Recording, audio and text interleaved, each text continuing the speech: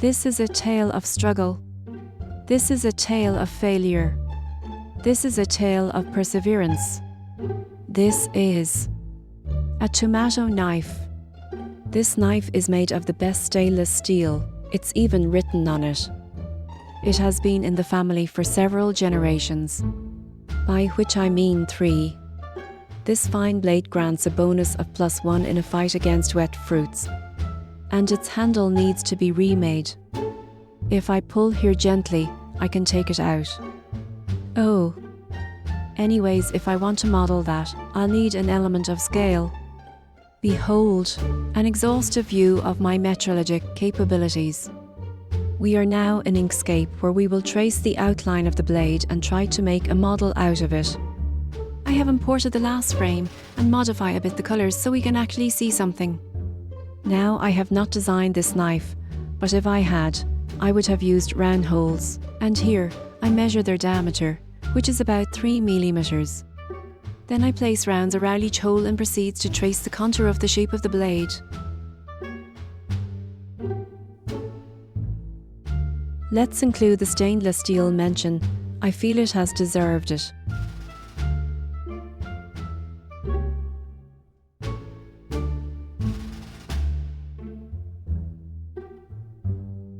Now that the tracing is done, I can remove the photograph and export the shape to SVG that I can then import to Tinkercad. Now in Tinkercad, I worry a little because the shape is distorted quite a bit. But using a cylinder with the diameter of the hole, I can massage the shape into something that looks nice.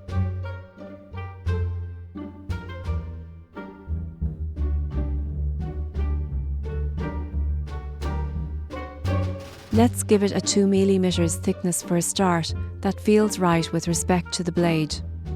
Before exporting it for 3D printing, I add as well the stair shape that will let me measure better the blade thickness.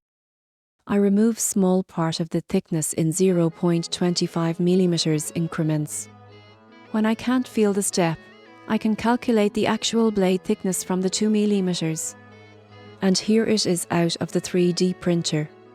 Something has gone wrong, but at least I can feel it's in fact 1.75 millimeters in thickness. The second failure happened in much the same manner, except this time I'm careful to start with specifying the dimensions of the circle in Inkscape. Then I proceeds to redimension the photograph and trace the contour. I'm also careful to check dimensions in the exportation parameters in Inkscape. I might have not thought of that in the first try. The reimportation in Tinkercad looks promising. The proportions are better.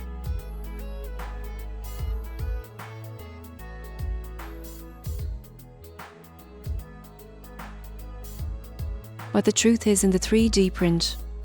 Here it is next to the blade and the first print, and I'm still not satisfied. In Inkscape, there is a difference between object and paths. So far I have done my contouring with paths. I'm trying now with objects. I'm filling the shape with rectangles. This should allow as well to not have to deal with line thickness.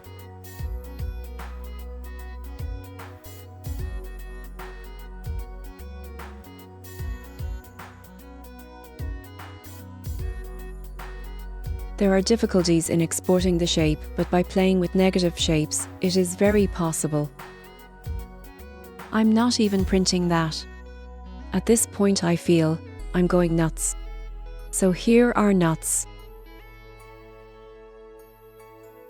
And other blurry nuts. And in order to not show other blurred nuts, here are some chestnuts. And finally a piece of paper, because there's actually a reason for me showing this. The nuts are all identical. Therefore, by disposing them in different parts of the photograph and overlaying circles, I can check for distortion. There is a bit of distortion, but clearly not that much. Not enough to justify the differences between the blade and the prints anyways. And this is confirmed by the sheet of paper. The vertical line depart from the image limit. But this effect is small. So the error is not in the picture, rather in the transition from Inkscape to Tinkercad. Let's get rid of this transition altogether. Let's fire up the big guns. We are now in FreeCAD. All sanity is lost. Things are about to become complicated. The overarching idea is the same. First, I define the scaling in the calibration widget. It's again a matter of giving a physical dimension to an object on the image. In this case, a 50mm line. Then I put the holes and constrain them. Finally, I trace the outline and extrude it. Although I should have created a pad. Anyways, here it is in Tinkercad next to my earlier attempts. I tried to 3D print it and it's good, but I forgot to film it. The great advantage in having a model of the blade is I can design a suitable handle for it. Here is an example I found on the internet. This one I designed, I call it the security handle. No danger of harming oneself with this one. This can take absolutely preposterous proportions. I call this one the blade handle. And I have no name for whatever this is. But I can also design something usable in FreeCAD. I start by making a pad instead of an extrusion. Then I add reference points that will be helpful in the further sketches. Once this is done, I draw 3 cylinders. These will be 3 spokes that will go through the blade holes. They will help fixing the blade to the handle. I pad them to 10mm, which will give me a 20mm handle. Then I create a plane at the top of the spokes.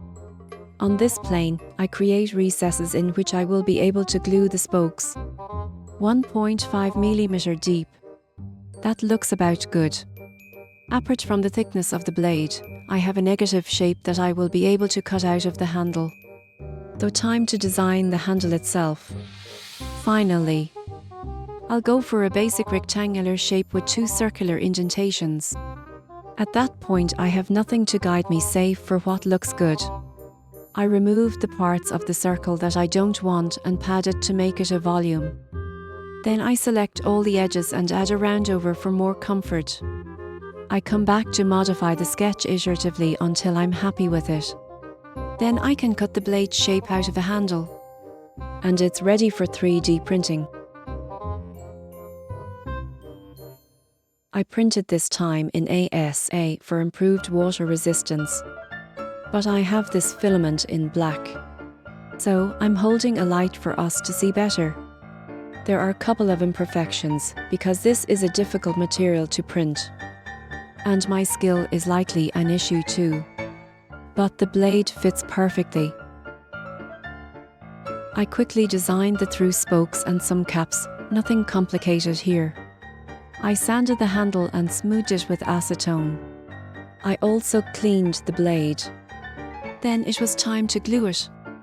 I would have shown it here, but it soon became a desperate mess of not gluing the knife to my hand. So instead of gluing in the dark, here is the finished knife on my cutting board. I have glued caps in the recesses on top of the spokes. There are just a couple of splotches where I went heavy-handed with acetone. The blade is firmly held in the new handle. And since it's not tomato season, here is a carambola, which is not in season either. It's a knife that works as knives work. This is the end. Thanks for watching. See you next time. Or stay for a message from the sponsor of this video. Me. I'm the sponsor of this video. When cooking, don't replace salt with sugar, and please don't ask how I know. Bye now.